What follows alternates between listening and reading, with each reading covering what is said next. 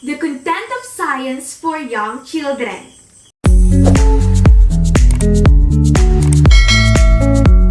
Hey guys, welcome back to my channel. This is me, Teacher Pauline, and I am here to explain to you the content of science for young children.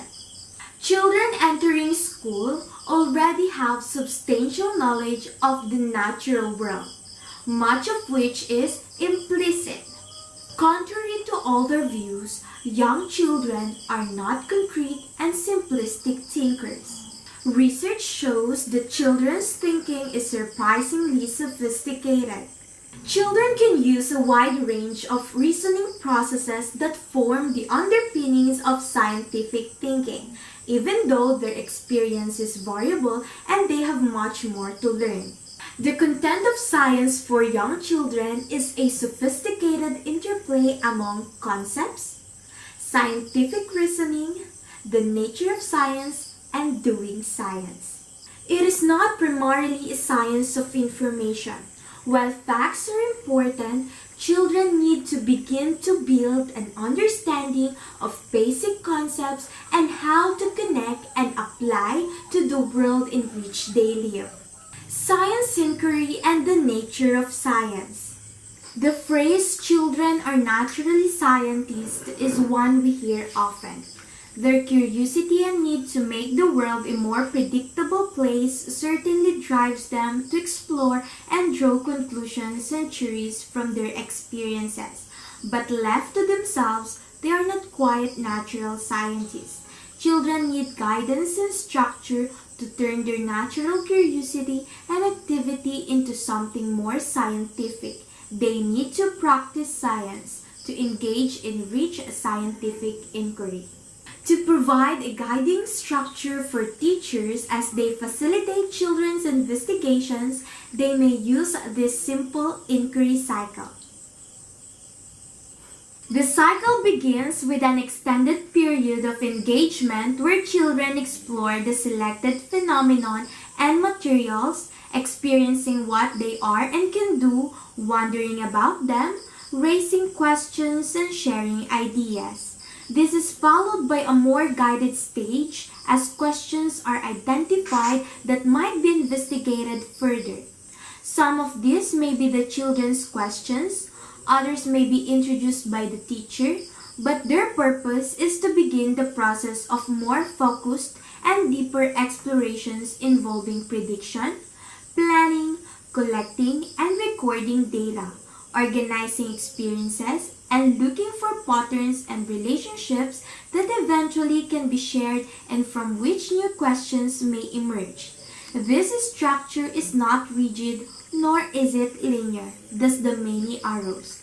And while it is used here to suggest a scaffold for inquiry-based science teaching and learning, it closely resembles how scientists work and in interesting ways how children learn. Scientific inquiry provides opportunity for children to develop a range of skills either explicitly or implicitly. These are the following. Explore objects, materials, and events. Raise questions. Make careful observations. Engage in simple investigations. Describe including shape, size, number. Compare, sort, classify, and order. Record observations using words, pictures, charts, and graphs. Use a variety of simple tools to extend observations. Identify patterns and relationships. Develop tentative explanations and ideas. Work collaboratively with others. Share and discuss ideas and listen to new perspectives. Science content. With the practice of science that guides how we approach science inquiry in the early childhood classroom, we turn to question of the content of science for this age. With the practice of science that guides how we approach science inquiry in the early childhood classroom, we turn to the question of the content of science for this age. There are many phenomena that can be explored, many questions to be explored, many basic concepts to be introduced, and many topics to choose from. So rather than make a list of possible subject matter and topics, following our key criteria for guiding decisions about topic selection. At the core of inquiry-based science is direct exploration of phenomena and materials. Thus, the first criterion is that phenomena selected for young children must be available for direct exploration and drawn from the environment in which they live. The study of snails is an example of an exploration that meets this criteria. Others include light and shadow, moving objects, structures, and plant and animal life cycles. Examples of some that do not meet this criteria include such popular topics as dinosaurs or space travel. While these are often brought up by children because they are part of the media environment around them, they are not appropriate content for inquiry-based science in the classroom because they present no opportunity for direct exploration on the children's part, and even the simplest explanatory ideas are developmentally problematic. Other topics often chosen in early childhood classrooms such as the rainforest or animals of the Arctic, polar bears and penguins may be based in appropriate concepts, habitat, physical characteristics, and adaptation of animals. But these too lack the possibility for direct engagement. Topics such as this need not be excluded. They can be the subject of important dramatic play, elaborate discussion, and exploration using books and other secondary sources. The problem arises when they take time away from or substitute from inquiry-based science experiences.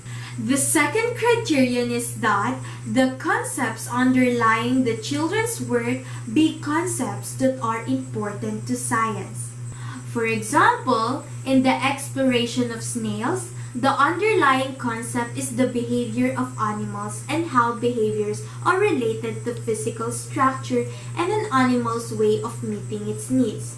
Such an experience provides a base from which children will gradually develop an understanding of adaptation and evolution. Studying shadows is another example, where children's experiences build the foundation for understanding a key concept about light, that it travels in straight lines. Working with balls on ramps is yet another example where skillfully guided experiences build the foundation for later understanding of forces and motion. A third criterion is that the focus of science be on concepts that are developmentally appropriate and can be explored from multiple perspectives, in depth, and over time.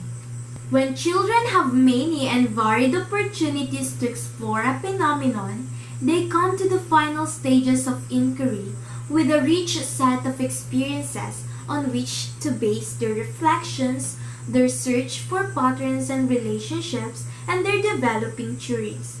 In our example of the snails, the teacher focuses the children's attention first on description, but the next step might be to compare the snail's motion to that of an earthworm and a sow bug.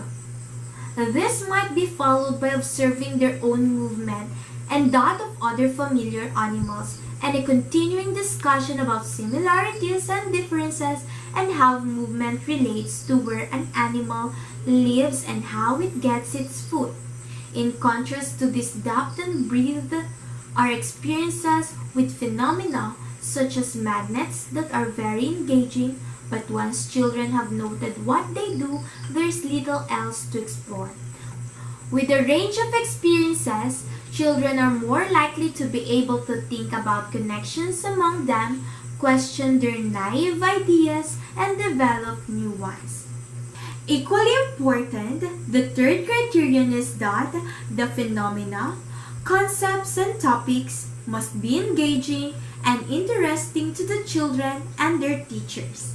While not a criterion for the selection of content for an individual unit, across a year, the science program should reflect a balance of life and physical science. For many reasons, teachers are more comfortable with the life sciences and steer away from physical science.